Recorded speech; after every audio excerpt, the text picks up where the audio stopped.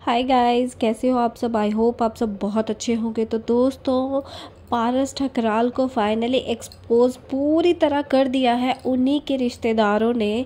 जी हाँ, कहते हैं ना, एक झूठ को छुपाने के लिए 100 झूठ बोलने पड़ते हैं, बट आखिरकार सच सामने आ ही जाता है। तो पारस ठकराल के साथ भी कुछ ऐसा ही हो रहा है। उन्होंने अपनी सेकेंड मैरिज को एक कंटेंट बना लिया था, और कहते हैं ना, झूठ उतना टिकता नहीं है, सच सामने आ ही जाता है।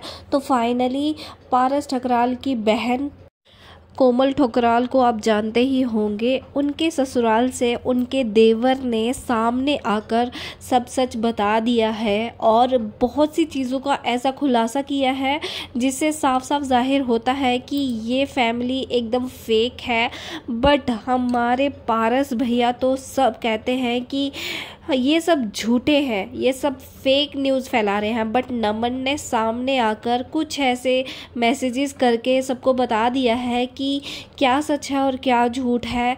तो उन्हीं चीज़ों को डिस्कस करते हैं और उन्हीं चीज़ों को आपके सामने रखते हैं और फाइनली पारस ठकराल को एक्सपोज करते हैं गाइज। तो पारस ठकराल जी कहते हैं कि सब झूठे हैं, सब फेक है, सब मेरे बारे में बातें बना रहे हैं और कोई भी सच नहीं बोल रहा है, एक नंबर के झूठे लोग हैं। ये सब कहना है पारस ठकराल का। तो भैया जी कहते हैं कि मैं अब लोगों से कुछ भी नहीं छुपाऊंगा, मैं सबको सच बताऊंगा। मैंने आज दिन तक कुछ भी नहीं छुपाया है, मैं आगे भी नहीं छुपाऊंगा। यानी कि आप समझ ही रहे हो, भर भर के वीडियोस बना के व्यूज़ कमाने का पूरा फुल ऑन तरीका बना लिया है पारस ठकराल ने। तो जिस इंसान ने अपनी बहन की शादी को 4 साल तक छुपाए रखा था, उस इंसान से हम क्या ही उम्मीद करते हैं। यानी कि कोमल ठुकराल की 4 साल तक मैरिज का जब तक किसी को पता ही नहीं था, आज वो इंसान कहता है कि मैं किसी को कुछ भी नहीं छुपाऊंगा और सब कुछ सच सच बताऊंगा। खैर, हम इस टॉपिक पे नहीं जाते हैं कि कोमल ठकराल की कब शादी हुई, कैसे हुई। बट हाँ, इस बात से तो ये पता चल जाता है कि पारस ठकराल सरासर कितना झूठ रखते हैं और कितना बताते हैं और कितना छुपाते हैं।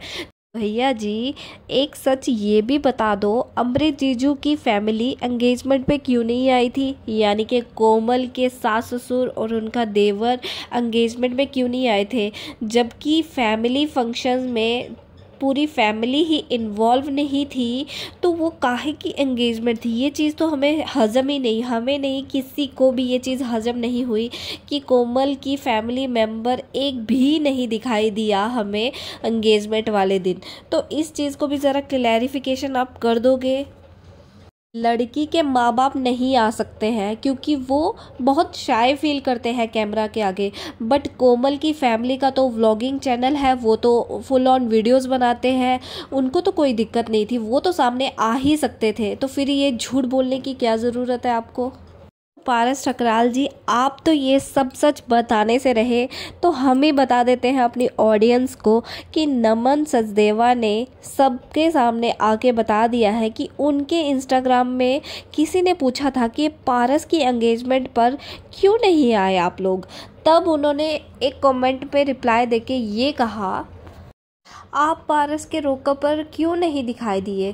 तब नमन ने ये कहा, टचवुड इतने भी बुरे दिन नहीं आए कि वहाँ जाना पड़े। तो आप समझ ही सकते हो कि पारस ठकराल की क्या इमेज है अपनी बहन के ससुराल में। इस चीज़ से तो आप समझ ही गए होंगे। ही पारस ठकराल कहते हैं कि लोग मुझ पे झूठी वीडियोस बना रहे हैं, स्नेहा ने झूठा पीआर करवाया है, मुझे बदनाम करने की कोशिश कर रहे हैं लोग। और जबकि लोग मेरे पे वीडियोस बना के भूखे हैं व्यूज़ के लिए। तो भूखे तो आप भी हो। अपनी पहली शादी की सुहागरात को आपने कंटेंट बना के यूट्यूब पे अपलोड किया था, और अब अपनी सेकेंड मैरिज की, कभी तो एंगेजमेंट है, कभी तो रोका है, कभी हम करवा चौथ लेके जा रहे हैं। तो आप भी तो व्यूज़ के भूखे हो। और आप बात बात पे सौरव जोशी को बुलाऊंगा, वो नहीं आया था, सौरव जोशी का यूज़ करते हो, उसका नाम लेते हो व्यूज़ के लिए। तो वाईटी पे जो भी अपनी वीडियोस रखता है वो सब व्यूज़ के लिए ही करता है पारस ठकराल जी। फिर भी फाइनली रिश्तेदार सब सच बता ही रहे हैं। एक कमेंट ये भी आया था कि एक बात सबको बता दूँ कि जितना व्लॉग के आगे ये सब अपनी अच्छाई शो करते हैं उससे ज़्यादा वर्स्ट फैमिली नहीं है। खुद व्लॉग में आ नहीं रही है और भाई को भी आने नहीं देती, कलेश कर देती थी कि नमन के व्लॉग कहीं चल ना जाए, थर्ड क्लास लोग। तो नमन ने साफ साफ कह दिया है कि कोमल खुद तो मेरे व्लॉग्स में आती नहीं थी और मेरे भाई को भी नहीं आने देती थी। उसका यही मानना था कि कहीं नमन के व्लॉग्स चल ना जाए और इसके परिवार की पूरी सच्चाई सामने आ ना जाए। Totally worst family, third class family, ऐसा नमन के द्वारा कमेंट बॉक्स में देखा गया। और कुछ इस तरह के कमेंट भी देखने को मिले कि सारी फैमिली डिस्कशन वाईटी पे तो कर नहीं सकते, अपनी भी सेल्फ रिस्पेक्ट है। अब उनका अपनी सेल्फ रिस्पेक्ट की नहीं है तो क्या ही कर सकते हैं। जिन्हें सुधार होता है वो फर्स्ट टाइम में ही सुधर जाते हैं और जिनको नहीं होता है वो सेकंड टाइम में भी नहीं चीज़ें सुधार सकते। अब हम भी वही चीज़ें रिपीट करें तो उनमें और हम में क्या ही कमी रह जाएगी। तो ये सब सारी चीज़ें नमन के कमेंट बॉक्स में देखी गई, ये चीज़ सामने आई गई। गाइज ये था पूरा वीडियो, आपकी क्या राय है कमेंट बॉक्स में ज़रूर बताइएगा। अगर आपने कुछ इसके अलावा और भी न्यूज़ सुनी है तो वो भी कमेंट बॉक्स में बताइएगा। वीडियो कैसी लगी है ये भी कमेंट बॉक्स में बताइएगा। मिलते हैं नेक्स्ट वीडियो में, तब तक बाय बाय।